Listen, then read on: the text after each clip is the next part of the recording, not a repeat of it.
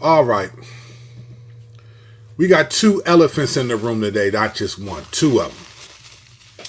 Let's deal with both of them. The first elephant is a baby elephant, but it's a real elephant. All right.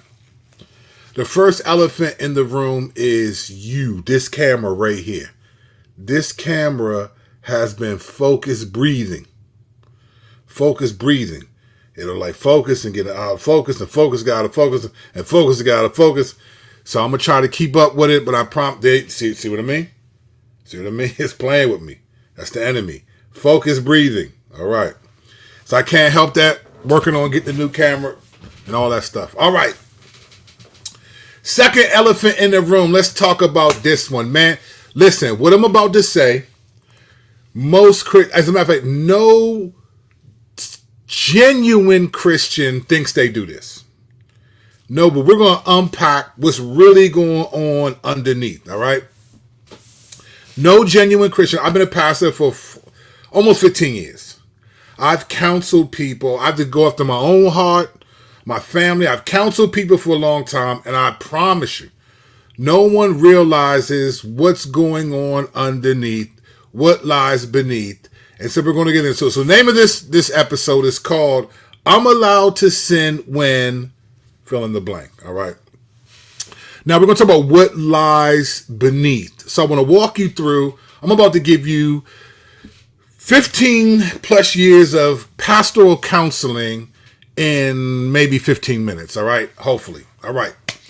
What I'm about to tell you is what happens to a lot of us from the perspective. I apologize for the focused breathing. The enemy is upset. Don't you hear when people say the devil's trying to, man, get your camera fixed. But for the sake of the video, the enemy's upset about what I'm about to say. All right, let's talk about what I mean by I'm allowed to sin when. All right, let me repeat this. No professing Christian actually says this intellectually, but functionally, every single one of us do this. All right, so I want to start off giving you first. I want to talk about what I call, when you talk about counseling, right? We live in an age right now where therapy is all the rage. Everyone's talking about therapy.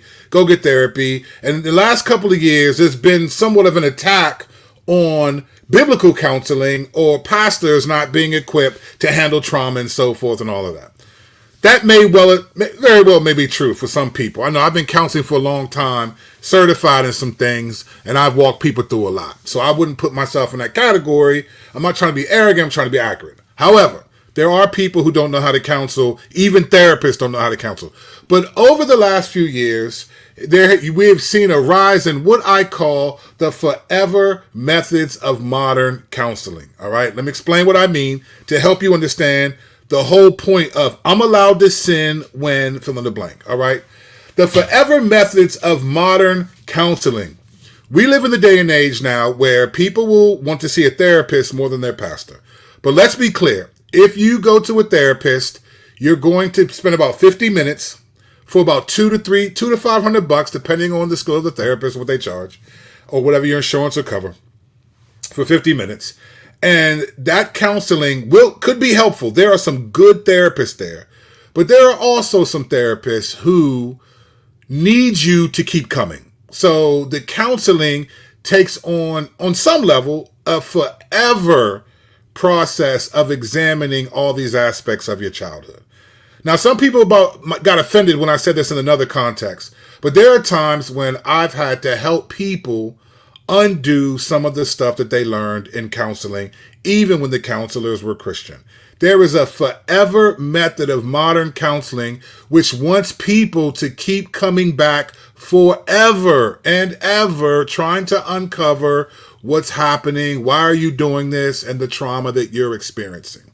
And even though there are definitely situations that have affected us historically that work their way into the present, as a believer, if you're of the Christian tradition as I am, a lot of what you've gone through is part of the cross that you have to carry. Now, don't get me wrong. I think their therapy can be very good and some people need it. In fact, I believe some Christians need therapy. All Christians need the Bible, okay? They need counseling from the Bible. Because the one thing about therapy, this is the last thing I'll say about this, the one thing about the modern methods of the forever therapy is that it focuses on what's happened to you so often that your world becomes, you're reacting to things rather than making active decisions to do certain things, right? So I'm going to stay off of that because I don't want people to be offended and be like, well, I went to a therapist and they changed my life. Great.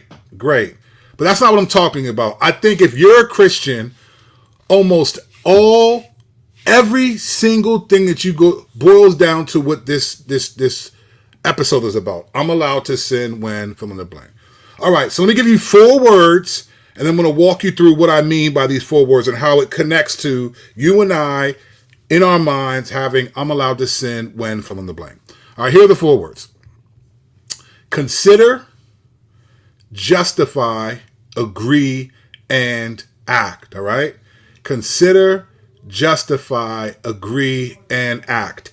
If you are a professing Christian, and don't get me wrong, some of us have gone through crazy things. That focus breathing, that enemy is trying to stop you from seeing me clearly. This focus breathing is bothering you. Pray through it. Stay with me because this might be helpful. All right. So consider, justify, agree, act. All right. Every single one of us goes through this process every single time. And it's so intuitive. It's so intrinsic.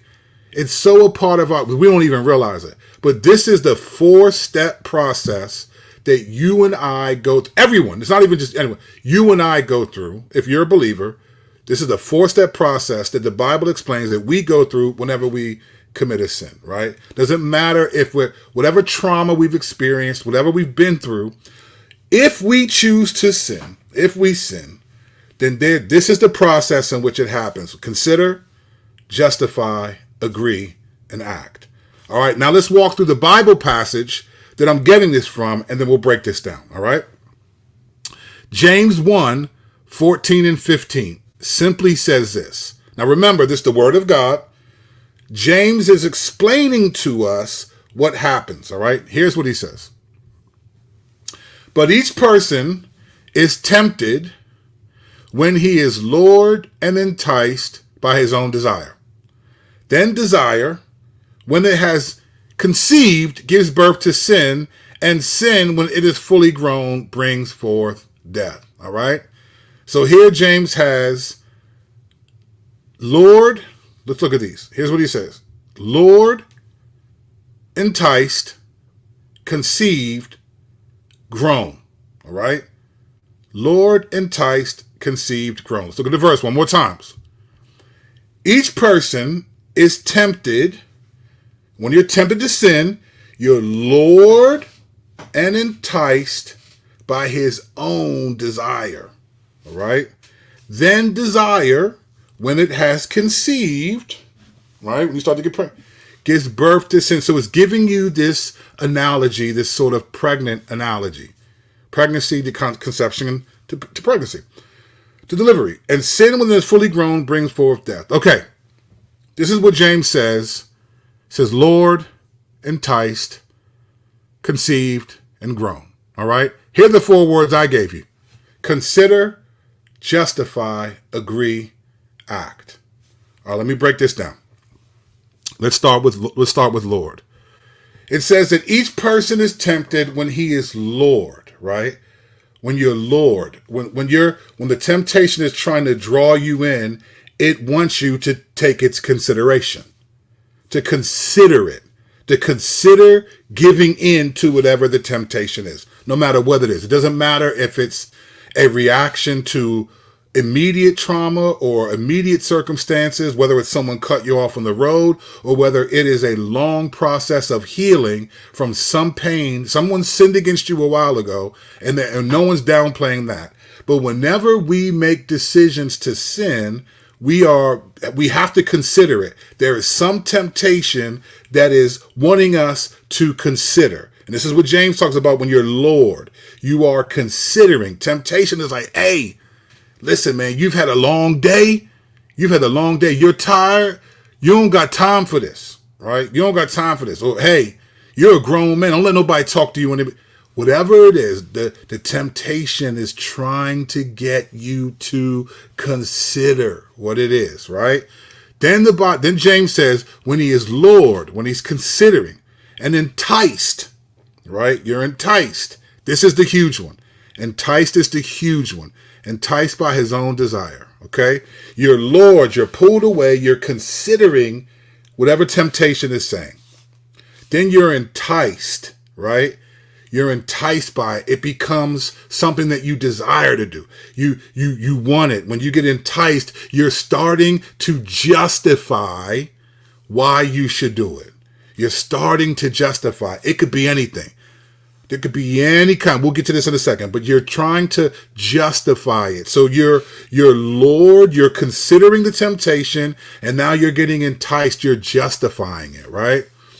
Let's do example. Your coworker embarrasses you, and now you are offended. You are hurt. You're offended, and you're considering telling that person about themselves, right? You're a believer. They may know you're a believer. They may not. But you are being tempted to defend yourself because here's what it's saying. Man, you're going to look weak. You know, it might not. Now, listen, these things don't always sound like this. You know how there's an angel and the devil and it looks funny in a cartoon, but in reality, this is what's playing out in our minds. And sometimes it happens in milliseconds. You are considering, you are offended, this person offended you, and now you want to tell that person how it is, right? And here's how that's the lure. You're offended. You should say something. The justification is that they embarrassed you. And you are grown and you are not going to let anybody embarrass you like that. And you start to justify what you're considering, how you're being lured. You're starting to be enticed and making excuses for why you should sin against whatever the situation is, right? This is how it plays out. And then it says, James says, then desire, when it has conceived, gives birth to sin. So when we conceive, that means we agree to do it. So whatever temptation wanted us to consider, we have justified why we should do it, and now we've agreed that we're going to do it. Now we've agreed that we were going to do it. I remember at times, especially early in my Christianity, I still struggled with getting high, and I remembered, I feel like the Lord gave me this, kind of brought me to this really early, and I remember times where I would pray like, Lord, please help me know when I've already committed in my heart that I'm going to sin and getting high. And I kid you not, there were times I knew by 2 or 3 o'clock in the afternoon that when I get off work, I'm going to hit this dude and get a bag and I'm going to get high tonight.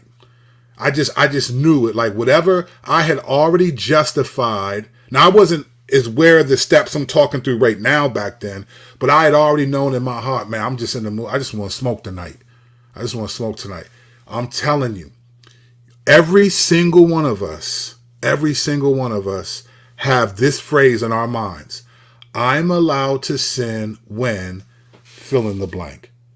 Every single one of us have this phrase. We may not think we say it intellectually, but functionally, somewhere, we think I'm allowed to sin when fill in the blank. Whether it's when someone hurts my feelings, when someone ignores me, when I'm struggling with lust and it feels like it's not going away, when I fill in the blank. There's some way we justify the temptation that we've been considering, and then it conceives, according to James, it means we agree to do it. We've agreed to give in to sin. And then James says, and when sin has fully grown, it brings forth death. And once it's fully grown, we act on it. We do it. Now, again, this could happen in seconds, like boom, boom, boom, boom, boom. But the Bible, you have to understand this. And the reason why this is important, because many of us, this is why we say stuff like, you make me so angry, right? Because we think we're reacting to what someone else did, and almost as if we had no choice. You treated me a certain way, and I'm reacting to what you did. And there's some truth in that. But what the Bible lays out is that we always have a choice. Now, we may not be aware of this process. consider, justify, agree, act. I call it CJA, right? I'm a CJA, consider, justify, agree, act. We may not be aware of how quickly that happens, but James is laying out the process. We are lured, enticed, it conceives, and then it's grown. And I call that we are considering temptation, we justify temptation, we agree to give in to temptation, and then we act on it. And this is the process. Let me make this clear. All sin that we commit, that anyone commits, is justified by us before it comes from us. Right? All sin that we commit, at some point, we consider it, we justify why we should do it, and then we agree, and then we act. So if we're going to really go after this and really grow in maturity, here's what we have to do. We have to take this process. This is the process that I use, and I help many others use this process. And in my church, there's certain people, when we talk about it, we jump right into this process. I use this for my own heart. Like, man, why did I do that? What did I consider? I use that, and I use James 4, verses 1-2. But I use this a lot. Okay, when there's a pattern of sin, when something seems like a pattern, it's like, okay, what am I? So here's how you have to do this. You have to ask yourself questions, right? One of the questions I ask every time, like let's say I'm talking to a couple, and they had an explosion of an argument. And if this is a couple that I know, and I've already established certain things, you know what question I will ask them? Here's a question I will ask them every time. And anyone who's counseled with me will tell you this. At some point, I'll ask this question. How did you justify treating your spouse like that? Like, how did you justify yelling at your spouse like that? Or saying this to them? How did you justify? That's the question I want to know. Because we can get into all the circumstances. You grew up a certain way. Listen, I come from a background of the streets and aggression, right? I come from that. I wasn't one that, I didn't come from like, hey, I want to talk to the manager at a restaurant. I want to talk to the manager so I can punch him in his mouth in front of the employee so the employee, you see, I come from a background that's like that, right? It was crazy. But I had to realize, okay, how do you justify? We all have circumstances. I can sit with you for 2 years and talk about your childhood and help you see all these things. But when it comes down to it, though, if you are a believer, how do you justify that action? There's something in each of us that says, I'm allowed to sin when fill in the blank.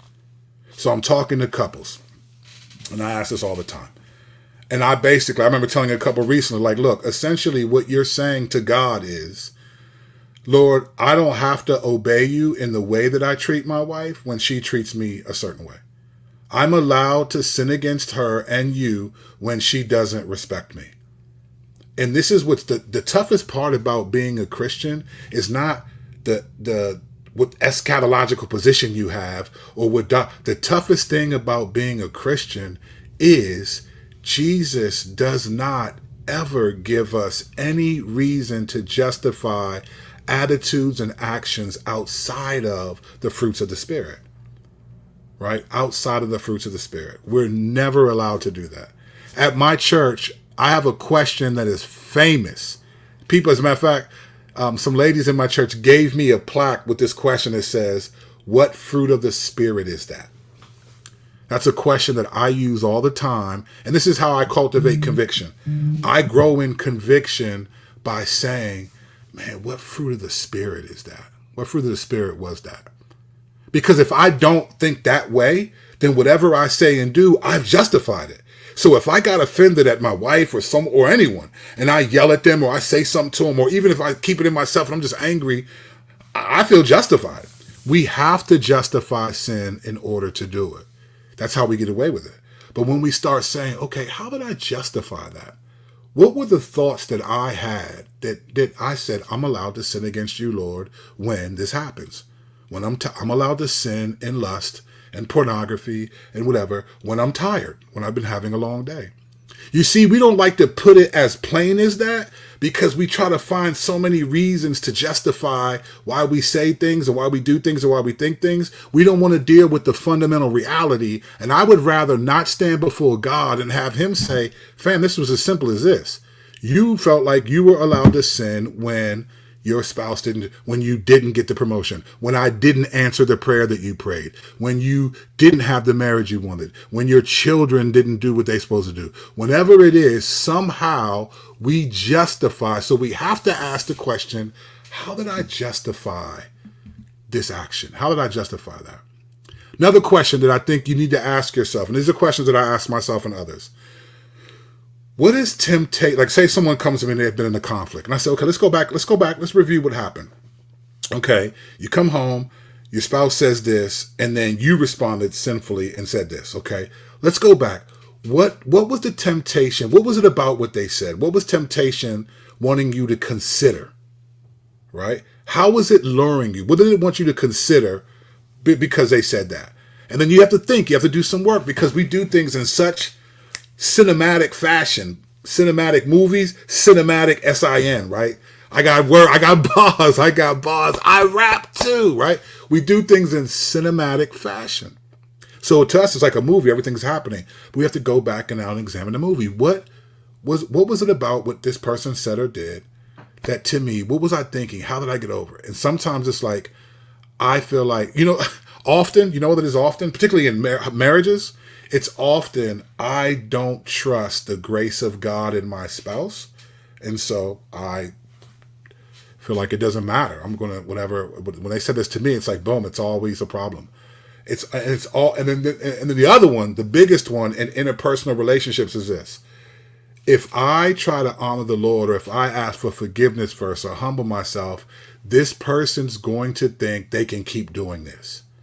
And that's not what the Bible says. The Bible does not say, listen, you are allowed to sin against people to make sure they know that they can't keep sinning against you. That is not how it works. We get passages like Romans 12:18, so far as it depends on you, live peaceably with all. But you will not find an incredible translation, you're allowed to sin when a person keeps sinning against you. You're allowed to no longer ask for forgiveness because they don't ask for forgiveness. I mean, it can keep going and going and going. Fill in the blank. What was temptation asking me to consider? Right? And sometimes you got to do this after you failed. After you failed and you gave in a sin. Let's go back and review the tape. Don't just ask for forgiveness and move on, or just feel bad about it and hope it goes away. Do the work. Think about, okay, what did I consider? How did I justify it? When did I agree? And then I acted. So what was temptation asking me to consider? How is it luring me? And then you want to know, and then how did I justify? The biggest question is this. How did I justify that? This is the biggest question, I promise you. If you can, because temptation, you might consider anything. I've had crazy thoughts sometimes. Crazy thoughts, right? But I never did them. It's like, yeah, I'm not doing that. That's crazy. But it's the justification part. So in the seja, right? In terms of James, it's enticed, justified. Let's look at James 1:14 one more time. But each person is tempted when he is lured and enticed by his own desire. Then desire, when it is conceived, gives birth to sin. And sin, when it is fully grown up, brings forth death. All right. So how were you lured, enticed, conceived, and all of that? What did you consider? How did you justify it? I promise you this. Even if you go to therapy and it's been helpful, if you've gone to a good therapist or a good counselor, at some point, they're going to get you to think about why you, or what justifies. They may use the terms differently, but they're going to get you to think about your actions, your words, your thought process, and begin to go after those. Even non-Christian therapists have a take your thoughts captive perspective. Unless they're just going to give you medication, they're going to challenge you to think about. They may not use the words I'm using, but they're going to challenge you to think about, how are you justifying this? Or they might say something like this. You have to find out, look at this dude, he's angry. You have to find out this is the terminology we use today. What is triggering me? Now, the reason why, I'm going to say this lastly, the reason why I struggle sometimes with modern day therapists is because they make the issue, whatever's triggering you needs to stop triggering you.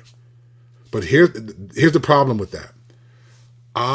The Bible doesn't say, it says live peaceably with all as best as I can. It doesn't mean everyone's going to live peaceably. And let's be clear. You may not be in a situation where the other person is not going to stop triggering you. So does the Bible justify you sinning back against them when they trigger you, or when they sort of re-traumatize you? I'm not saying that this stuff is easy, but I'm saying what pleases God is not I'm allowed to sin when I'm triggered or when I'm traumatized or whatever.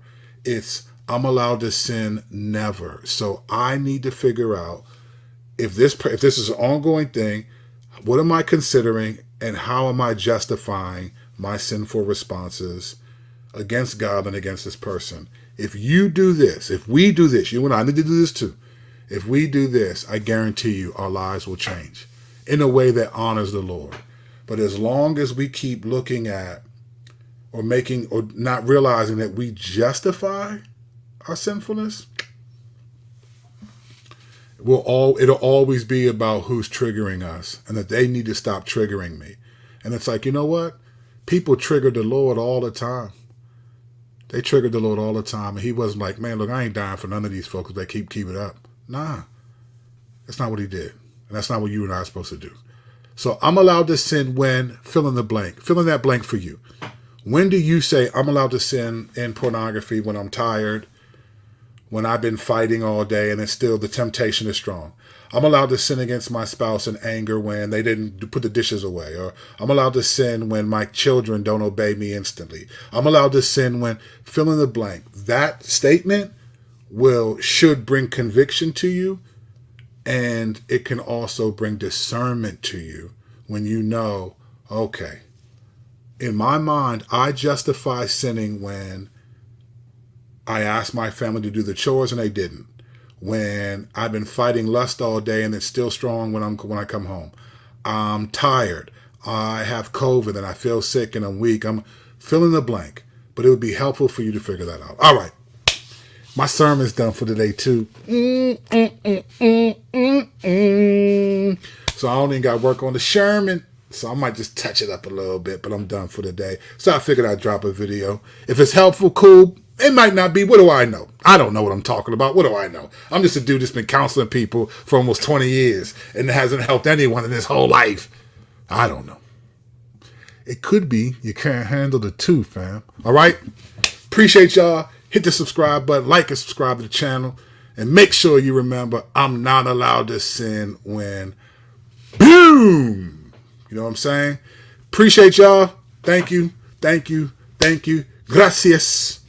And I forgot the other languages I was going to try to say it in. Next video is going to be crazy. See y'all when I see y'all.